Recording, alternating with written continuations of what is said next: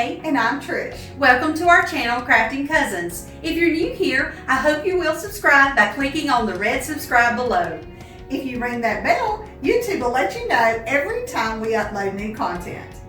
Today is Saturday, Which means it's time for Craft Chat. so now might be a good time to pause that video. Grab a cup of coffee and Let's chat. And we're back. we're back. Are you ready? No. Okay, maybe they're not too hard. All right. I don't know about you, but last week being put on the hot seat, later in the week I got to thinking, oh my goodness, I should have said this. Oh, I should have said that. Oh, I should have said this. It's hindsight's always 20/20. Absolutely. 2020. But the one that bothered me the most all week, I was thinking about when you said what's the hardest part of doing it, and I was like everything. But then I got to thinking about it later. The hardest part is doing hair and makeup for me, because during the week I'm home and I'm crafting and I'm working and I never ever put on It's the makeup. farthest thing from our minds. Yeah, I mean sometimes I've gone out and done hump day hauls and didn't wear any makeup. So My poor husband, he gets so excited when he comes home and I've got on makeup. So actually, that's the hardest part, I think. As we've gone along and done more of this, I'm like, yeah. I can agree with that. Yeah. Okay. So I'm going to begin with my questions, and I'm going to begin just like you did. Okay. And remind us again what crafts you make. I deal mostly with wood. I do home decor. I make little signs that you can hang on your wall that have cute little sayings on them. What's my favorite one? Kay's favorite, which is actually my favorite too, I know. is the one that said, I live life somewhere between Jesus take the wheel and I wish a heifer would. Yeah, that's my favorite. It's cute. I call everybody heifer. I get in trouble for it. So, Yeah. of course, I like that one. I also make these small little block frames that you can use for photos or gift cards or for table numbers for events. I make kids items. These some people call them quiet books. Some people call them activity packs, but I like to sew, so I make the doll houses with a little doll in it so that you can use your imagination. And I make deco scents, which you hang in your car. It's beautiful. It gives you something to decorate, and it also keeps your car fresh. And you didn't tell them my favorite book, though. The Mermaid. The mermaid ones. The Mermaid's my newest one. Yeah. I took the idea of a dollhouse and turned it into an under the sea and made a beautiful mermaid. We both like anything sparkly and mystical, and I found a way to do that. So I hope that I'll be able to show y'all that one day. All right. Okay. Yeah, I can't wait. So, what inspires you to create? Because you asked me that, and I had a really hard time with that. There's a lot of things that inspire me to create. I think like any other crafter, when I see things that I like, I'm always looking at it to see if I can figure out a way that I would like to do it or make it my own. A lot of times, and this is why I like to do the trash to treasure tutorials, I will be in a thrift store or at a yard sale and I'll see something that nobody really wants, and my mind immediately starts working. It wants to figure out, what can I do with that? My husband hates this, but I can be riding down the road and see something someone's thrown out beside the road, and I immediately go, oh, I need that. I can do something with it. It's another chair. I do think I get my inspiration from junk. What can I do with it? What can I do to make it my own? Well, that's kind of like saving the environment kind of thing. You know, Yeah, why do we have to throw everything Yeah, away? the young people would like that. I think so. They need to follow us, don't they? I think they do too. All right, so we actually do a lot of craft shows together during the year. We started last February. What's your favorite thing about craft shows that we do? Meeting people. Yeah. And I know that's funny because I've said repeatedly that I'm not a people person. But I do like, especially when we meet other crafters. Yeah. Or people who, because a lot of people who come to craft shows are people who craft themselves, and they come and get ideas. Yeah. They do. They'll see it, and then they always make it their own and figure out something. And I love talking to those people. Or, oh, you know what? I have an item that I have completely forgotten to mention every time, and those are my prayer crosses. Oh, yeah. I completely forgot about that. But I have a story behind it that I'll share with you guys.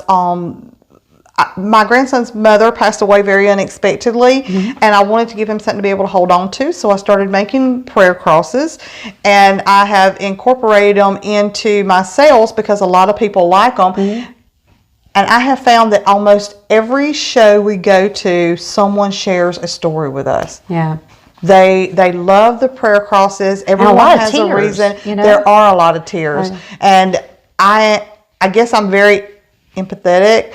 No one cries alone.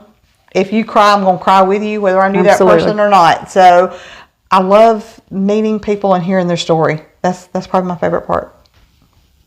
We talk about our strengths and weaknesses, but how do you think we're alike and how do you think we're different? Well, I think we're alike because we're both very creative. True, obviously. Yeah, and we work so well together because of that, because we're very creative. We think alike. It's almost scary. I will be watching a video on YouTube, or I will be typing something up, or I'll send her a picture of something that I think we need, and inevitably she is either watching something that's very similar or a lot of times the same thing. Or typing the same thing, almost the exact same time it pops up on yours and mine on Facebook. Yeah. And you know we did, because there's no way I could type that much. After seeing yours. Exactly, it popped up that fast. and it's the same, and of course it's in the reverse too. She'll be thinking things, or she'll put something up and I'm like, oh my Lord, I was just looking at that, the exact same item. So we think alike. We really do. We think alike. We have a lot of the same things that we don't like and won't do. Yeah. We have the same beliefs. We do. I think that we share a lot in the way we look at things. But how are we different? How are we different? Well, you brought this up in your interview.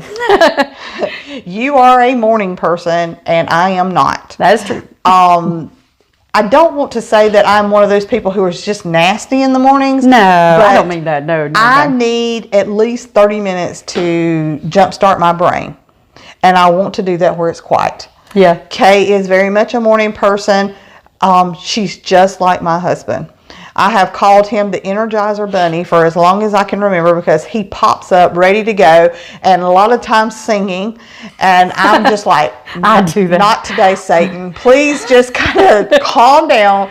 Give me 30 minutes. That's my husband. Let me reset. I want 30 minutes just to get everything flowing, and then I can go. And that's probably our biggest difference. Yeah. I mean, I really do think that would be it, because we're so much alike in other things. Yeah. But in a way, that's a positive, because if we were both morning persons, we're both going to fizzle out about 5 o'clock and we're going to be done. So it's good that I pump you up in the mornings and you pump me up when I'm fading fast. But you know what? I'm not really a night person either. Yeah, because that's our age. Yeah, I mean, my brain starts shutting down somewhere around 10 o'clock, and I'm done. So I saw a saying on a T-shirt one time that said, "I'm not a early bird, and I'm not a night owl. I'm always an exhausted pigeon, somewhere in between." And I kind of think that's me. Yeah. So we know what you do now, because you told us in a previous video that you're no longer working in the public so much because of health reasons and stuff. But what did you want? Did you always want to be that when you were young? What did you want to be when you were young? I've always liked the thought of helping someone. I think that's why I always made such a good administrative assistant, is because I like taking care of things and doing things for other people. But when I was young, I wanted to be a teacher. That may come as a surprise to you. Yeah, because it's surprise to me. I was a teacher. Life took a different road. Yeah. I ended up having my child very early, and I had to find a way to make a living. I couldn't dedicate 4 years to school when I had a child. So I ended up doing administrative assistants, and I like that. But I did always want to be a teacher. Wow. I did not know that. What is your proudest accomplishment? Our business. Oh, mine too, actually. I can honestly say that I've done a lot of things that I'm proud of. Being a mother and a nana, and being a wife to the most wonderful husband in the world. I'm proud of all those things. But my biggest accomplishment is this business. As long as I can remember, I've wanted something of my own, something that I could be proud of, that I built from scratch. And that people look at and say, wow. and I can say, yep, I did that. And I really like the fact that I was able to do it with my first friend. And we have built something that we can both be proud of. And we were even able to bring our mutual grandmother into that by using a basis. Our summer business. Exactly. As Kay mentioned in her interview, we do have a lemonade stand, and we were able to use our grandmother's name on that. Yeah. And even her basic recipe. We've built on that, but we used her basic recipe. So I love the fact that I'm able to do it with you, and I finally got what I always wanted. That's true. So what motivates you to work hard? Because you when you're a stay-at-home person that works, crafts, whatever it happens to be, but you're not out in the real world, something's got to motivate you to work so hard, because there's nobody there prodding you, because I don't even live close to you either. You're right. You do have to have something, and I'm sure you've got the same thing that you have to, something motivates you to do it. My biggest motivator is being able to take care of myself. I have literally been on my own since I was 15 years old. I had my child early. I became a wife and mother at the age of 16, and I've literally been on my own since then. And even though I do have the best husband in the world who takes very good care of me, even through all this sickness and everything, my biggest fear is not being able to take care of myself, and it's my greatest motivator. Yep, it pushes you. It does. It absolutely does. So what activity instantly calms you? Reading. Reading. That's an easy one for me. Yeah. I have been a bookworm since I was knee-high to a grasshopper. That we also have in common. We absolutely do, because we both always love to read, and we like to read the same kind of things. We do. We do. So we can swap. I like romance, but I don't like porn. It's what I call it. I mean, it's soft porn, but we both like that. But I love reading. I love being transported somewhere else. Yeah. And I do become absolutely involved in my books. My husband thinks it's the funniest thing in the world that I'll be sitting there and just boo-hooing my eyes out over a sad part, or laughing hysterically over something funny, and he has no idea what's going on. But I get totally involved, even more than a movie. I think it's because I use my imagination and I'm there. Yeah, you're probably like me. I'm so visual. Yes. I can go watch a movie that I've read the book to, and I can get so irritated because some of the details they've changed, and I know they changed them for cinematic effect, but I was like, no, in the book, that's not how it's supposed to be. Exactly. And because I'm so visual, I've got that picture in my mind. It's like a movie running in my head. It really is. But in that same on that same note, it transports you there. So if I'm feeling stressed, or if I'm feeling sad, or anything that's going on, I can pick up a good book and it instantly calms me, because I'm there. I'm somewhere else. Yep. So what's the best career advice that you've ever been given? A lot of people have heard this. My daddy was the first one who ever told me. But the best career advice I've ever been given is do something you love, and you'll never work a day in your life. That's true. And that's what I'm doing now. Yeah, finally, when we got to our 50s, we're finally living our best life. Isn't that funny? We really are. Yeah. So all the young people who look at you, if you are 50 and over, and you got young people looking at you thinking that you're old and you're used up, don't believe it for a second. Nope. Because we have finally been able to live our dream.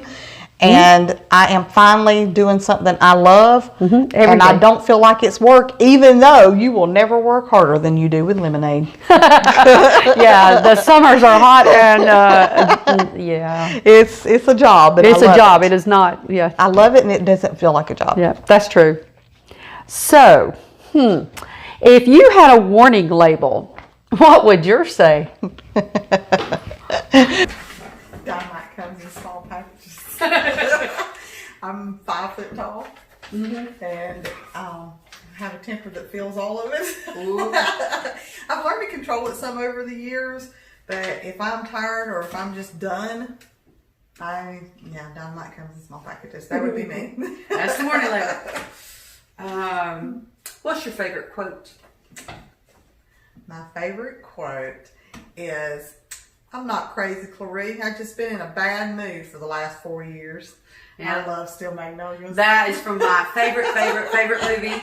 Out of every movie I've ever seen, it's ever been made in the history of my lifetime, that's my favorite movie. I love the movie. I love the quote. It fits me so well because I've been in a bad mood the last 4 years. I can turn that movie off and with no sound and pretty much quote the entire movie. I can see that. Yeah, I've seen it that many times. I love it, and I'm not ashamed to admit it. Now, if you want a sweet quote or a good quote, it would be, "If you can be anything, be kind." No. I love That's that a good one. quote. I do like that one. And I like that. When I was going to do pageants as an adult, that was my platform, was be kind, hashtag be kind, be. Well, it's so much easier to be kind. I mean, if you can't say something nice, don't say anything at all. Yeah, just keep to yourself. Mm-hmm. What do you watch on YouTube that people would actually be shocked about? Sorry, Kevin. I love watching dumpster dive. Oh my goodness. I was wondering if you were going to tell the truth on that. I really was. I do. I love them. I wouldn't do it myself, I don't think, because I'd be too afraid of being caught is the only reason why.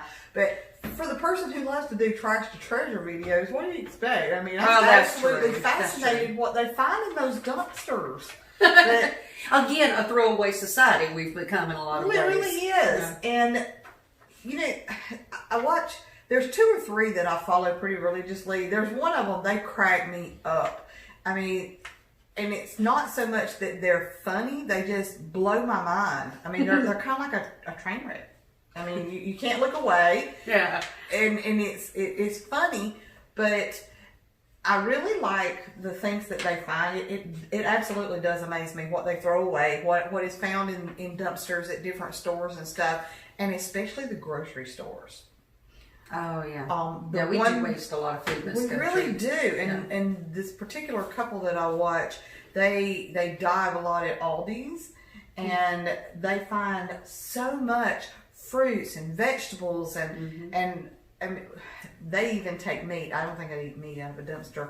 I guess if you're hungry, then you would. Well, I don't know. You know, that is true. That's true. Don't ever say what you wouldn't do because you don't know what you wouldn't do. But yeah, it blows my mind. I mean, it does. So my final question for you, and I think it was your final question for me too, and I had a hard time with this. So maybe after I fumbled through it, you thought it through. Don't bet on it. What skill do you think you need to improve on in 2020?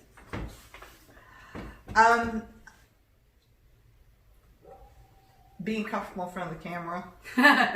Yeah, back to you too, right? I'm very much a perfectionist when it comes to myself.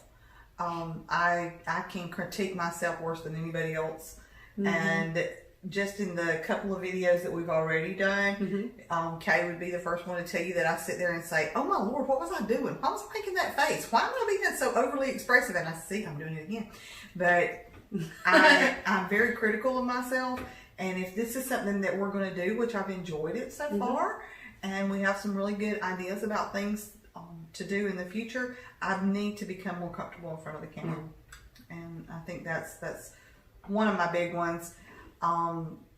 Secondary and certainly not least is my organizational skills. But you're well on the way to that, because I finally got you breaking in your planner. You did. When we met the last few weeks to do our tapings. You did. So you're working on that. Well, Kay gave me this gorgeous planner for Christmas. It's got lemons on it, and it's pink, and it's everything that is us, and I love it. I don't want to make it messy. So I took another notebook and was writing notes in it and scribbling in it, and Kay slapped my hand and said, "That is not what that is for. It is for you to use." And so I have finally started. That's how you love it. Show it love. Yeah. Show it love by using it. That's So, right. and I love it. I do love it, because now that I'm using it, it's like, oh yeah, because whenever she asks me a question, all I have to do is pull one book, and I can, and I've got a calendar and notes and everything else right there in one place. Everything in one. I'm on my way to the second part, and actually I'm on my way to the first part too. I'm already feeling more comfortable. So Yeah, I I just so. got to quit being so critical of myself. That's true. and I think everybody, almost everybody is too hard on themselves. This is true. We see things that other people don't see. Well, the good news is we've actually survived 3 craft chats. You realize that? 3. 3. This is our 3rd one. And then we'll be back this week dropping Made It Mondays and Tutorial Tuesdays and Hump Day hauls and Trash to Treasure. And before you know it, a whole week will be gone by again. So we are so thrilled that you joined us today, and I hope that you will subscribe and share with your friends. But so I've enjoyed it. Me too. And we'll see you next Saturday back for Craft Chat. There you go. Talk, chat, we do both. We do. Thank you for joining us. Thanks, bye. Thank you so much for watching today.